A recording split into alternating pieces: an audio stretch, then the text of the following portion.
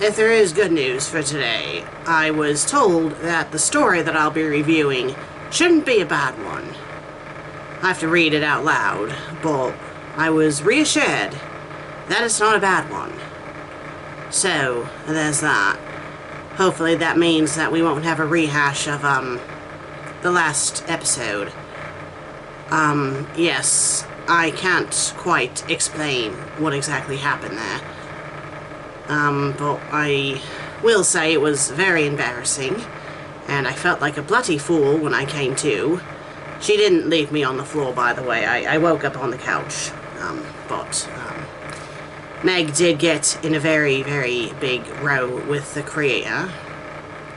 I don't know for certain that this happened, but considering the mood she was in when I came to, and she was also acting very off to the point that I'm thinking something possibly physical might have happened between her and the creator, I think it's safe to say that they did get into a massive row, because the creator did call me up and apologize for the excessive amount of pornography I've been getting sent my way as of late. And she's going to try to give me a break from that the best that she can, although she did warn me that I will be reviewing an interesting story in the near future that might ruffle not only my feathers, but Meg's as well. Yes, I'm going to guess it's another Milo Kitty story. I don't know. She wouldn't say anything further, but she said it will be a while from now. Not too far of a while, but at least a few episodes from now, so there's that. So yes, today's story, a two-dimensional kind of guy. So this is a Supernatural and Scooby-Doo crossover. This fanfiction is on Archive of Our Own. So it's rated for teens and up, so nothing too inappropriate. Obviously the fandoms are Supernatural, Scooby-Doo. The relationships are Castiel, Dean Winchester, Daphne and Fred, obviously. Castiel and Dean, again, why are they listed twice? Do they have doppelgangers? Shaggy and Scooby, obviously not as a couple, it's just, you know, they're, yeah. So yes, this was published back in March of 2021. It has a word count of over 2,000 words, only one chapter, 15 comments, 134 kudos, and 21 bookmarks. So yes, and the author is C. Blue. Here's a summary. The corridor is a long walk, and Shaggy can't help but notice that this Cass guy seems pretty bummed that Dean wanted to split off with Daphne and Fred. Notes. Literally spat out this meta, and now it's a ficklet, so here you go. Throws it at you. Shaggy talks about picking his name. Interpret that as you will. Dean talks about how the call makes up half of Fred's personality, which the author and Cass do not agree with. Short and sweet until it's not. Sorry, Cass, no big kiss here, not yet. Alright then. So here's the actual story.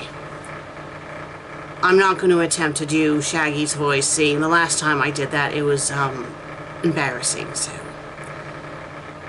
Hey man, so like, Shaggy trailed his words off as the dude halted in his steps. His shoulders were large and intimidating, but his face made him feel softer and more approachable. It was easier speaking to the guy, Castiel, when faced with his, well, face.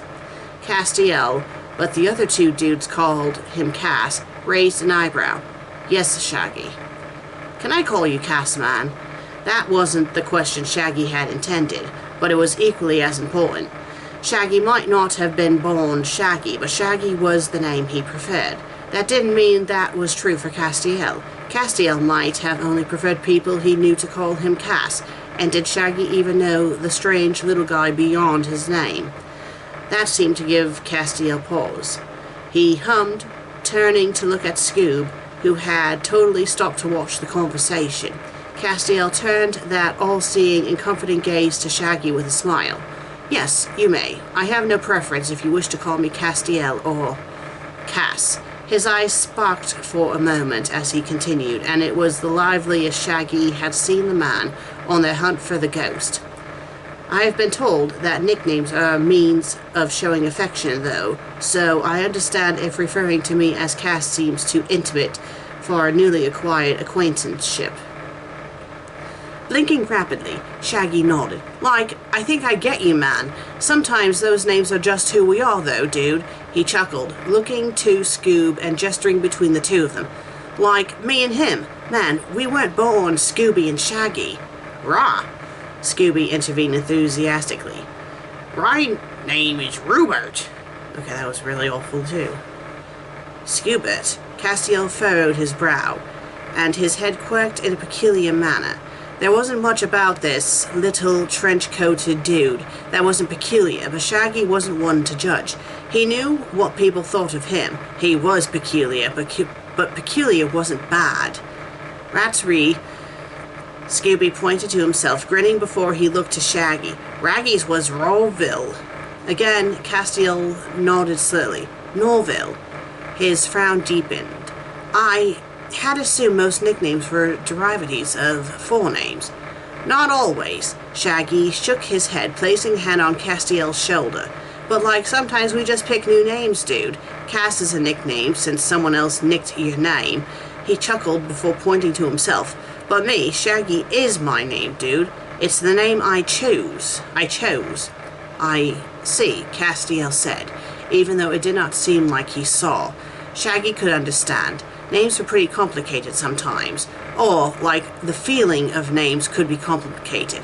And what if, Castiel began, before pressing his lips tight together, as if he could trap his thoughts within his skull. Scooby and Shaggy looked at another before turning back to Castiel. Like, what if what, dude? Shaggy raised his brow in inquiry and felt it reflected in Scooby beside him. What if one does prefer the name that has been nicked? Castiel looked to Scooby and Shaggy. His eyes looked totally blue under the mansion's candlelight. I sometimes feel as if Castiel is no longer who I am, but Cass feels right.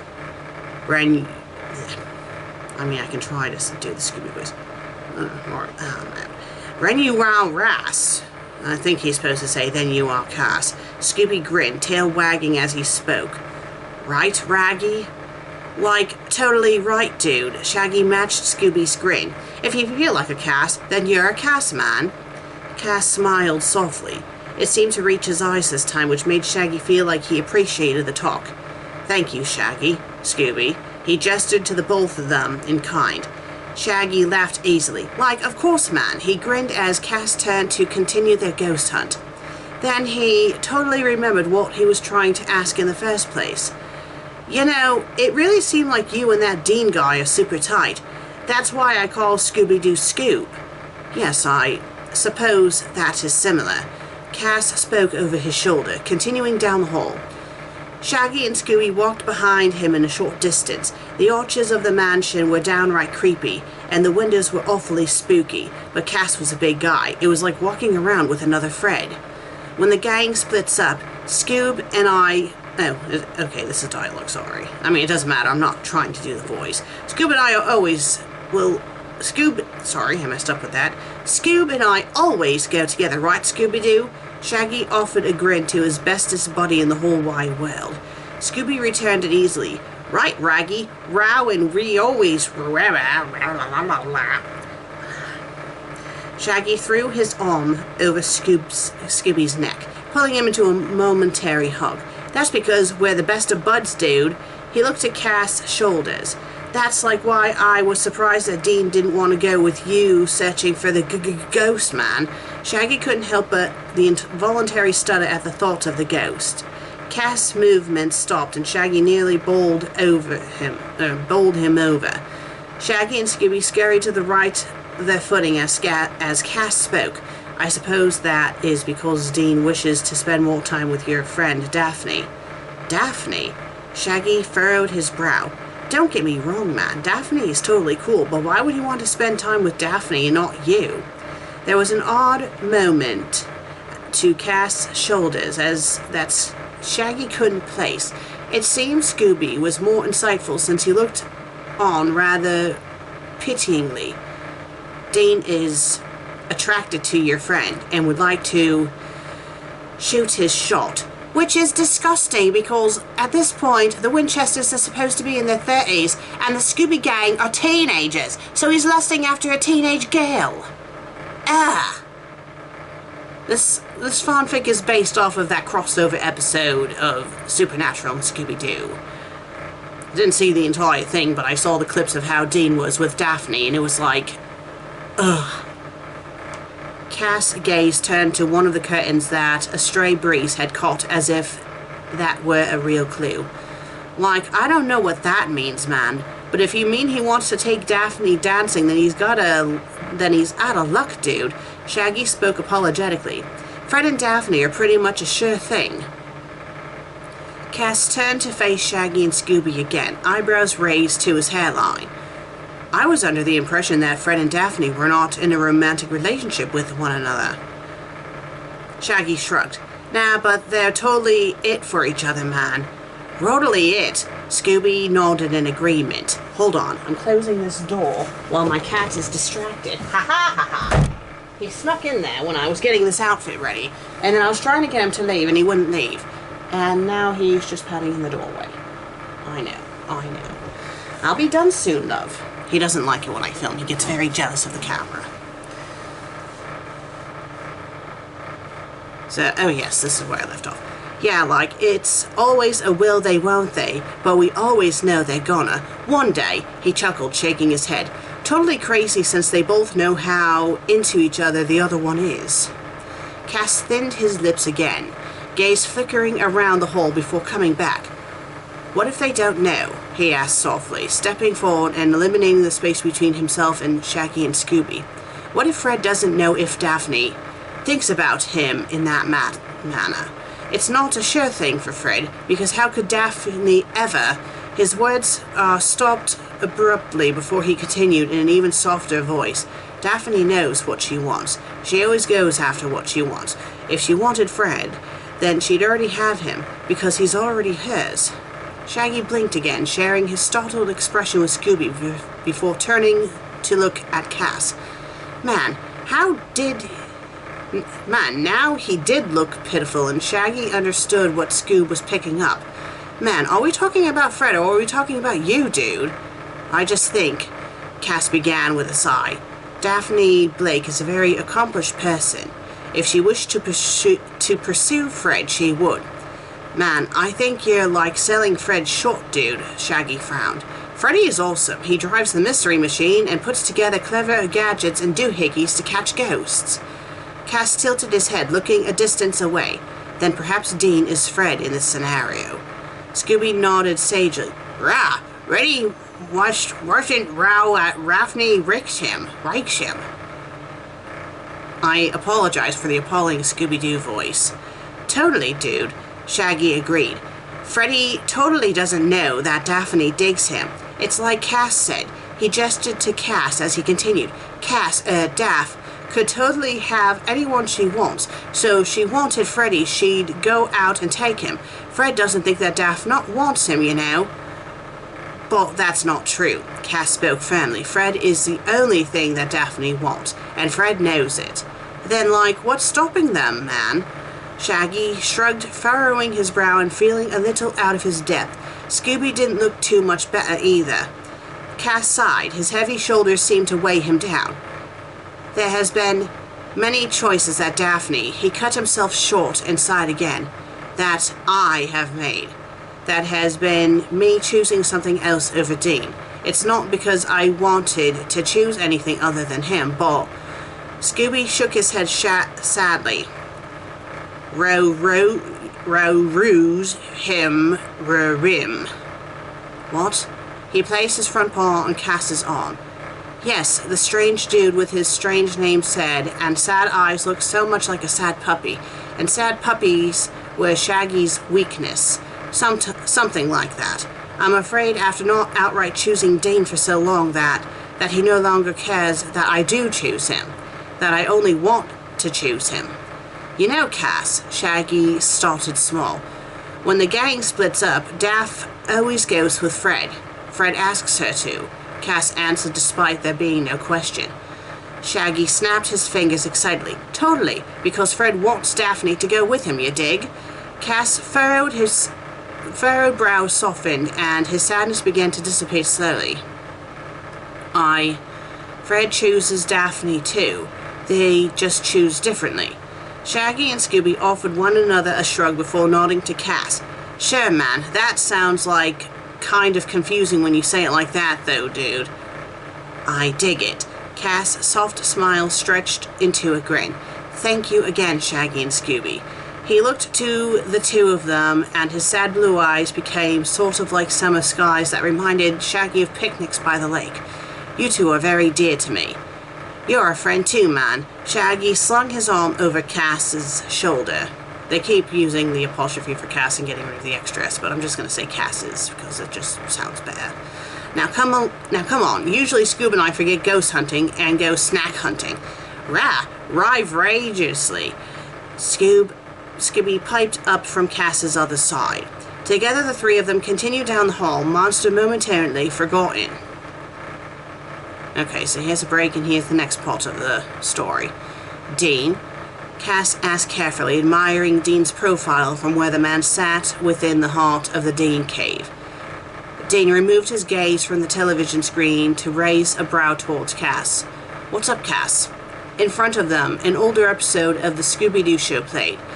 Cass had presumed that Dean would have wanted a break from the show, especially given how he hadn't gotten to realize his fantasy of ending up with Daphne. However, the hunter had been adamant about binging the show in memoriam of their time spent in the cartoon. After taking a moment to collect his thoughts, Cass continued, Why do you think Fred and Daphne aren't together? The question must have surprised Dean. The beer he was lightly sipping on sprayed out of his mouth and dribbled on his chin.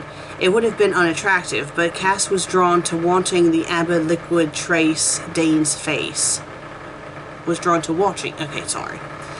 Fred is such a tool, Cass, he scoffed. He's dumb, blonde, and the only cool thing about him is that he drives the mystery machine, which, Dean excitedly leaned towards Cass. Did you know it's actually Shaggy's fan? Like, what the hell, Fred has to take someone else's car to be cool. I think you're selling Fred short, Dean. Cass smiled softly, watching as Dean's amusement flickered into confusion. Fred is a very determined man, and clever too. He is inventive and kind, considerate to a fault, considering that Shaggy does not wish to drive the mystery machine and would prefer that Fred take care of it. Dean rolled his eyes, hiding his scoff beneath the rim of his beer bottle. Yeah, that van must have been such a burden on him. Something passed between green eyes, and Dean's demeanor shifted. You sound pretty invested in Fred there, buddy. Cass sighed, his shoulders feeling heavier by the moment. I suppose you could say that. I didn't, Dean trailed off awkwardly. If I'd have known, we could have split up so you got to go with Fred, you know. Squinting his eyes at Dean, Cass raised a confused brow. What? Well, I mean, Dean started. Sam got Velma, and I tried to get with Daphne, so he gestured with his hands in a motion that Cass couldn't understand. If you wanted to, you know, shoot your shot or whatever they call it nowadays with Fred, you coulda. I do not wish to engage in intercourse with a cartoon character, Dean. Cass huffed in exasperation. Dean's cheeks flushed, drowning his freckles from view. It's not about having sex with them, he huffed in his own defense. I'm just saying, getting to first base with Daphne Blake was my dream as a kid. And now, Cass pursued, what do you want now, Dean? Now I just want to survive until tomorrow, Cass, he answered much too earnestly and softly. But for a moment, I could forget I was in this life, forget that I lived in a world where I had to face demons and gods and monsters, and I could pretend that I could just kiss Daphne Blake. Pursing his lips and averting his gaze, Cass nodded. I see. He spoke gently before pushing himself up to stand. Dean furrowed his brow, looking from the show to Cass again. You done for the night, man? Yes, Dean. Cass offered a half-smile, something he knew that humans felt more comfortable seeing stretched across his inhuman face. Good night. Good night, Cass, Dean called to him, but he already began to make his way out of the Dean cave. Perhaps that was why Fred never went to Daphne. It had nothing to do with their compatibility nor her attainability. Perhaps it was just because Fred was looking for something else. Daphne lived in a world of ghosts and monsters, while Fred could never be Fred Jones without his mystery-solving and trap-making. Maybe he was holding out for the hope that one day he could have more. Too bad Daphne Blake wasn't enough. Here's the notes. Yeah, I don't know what that was either. I might expand this idea at a later date with a fuller fic, because why don't Daphne and Fred ever get together? Do they both know the feeling is mutual? Scooby-Natural awakened something within me that I haven't gotten over. Now, this wasn't a bad story. It was actually pretty decent. I had seen bits of the special, like I had said earlier, but I didn't see all of it. But I do feel like this is a nice extension on what happened in the episode. I'm not really sure if they really had any bonding moments like this in the episode or not. I do believe that Castiel was with Scooby and Shaggy from some of the clips I saw. But yeah, this was a good little follow-up to that crossover. I kept messing up on reading Scooby's lines. I do apologize. So any of the flubs that I was having, that was on me. That was not the story itself. The story was very well written, you know, a nice, decent length for a one-shot, not too long, not too short. And if the author does decide to follow up and make this into a multi-chapter story, I wouldn't mind that at all. In fact, I wouldn't mind reading more of this author's work.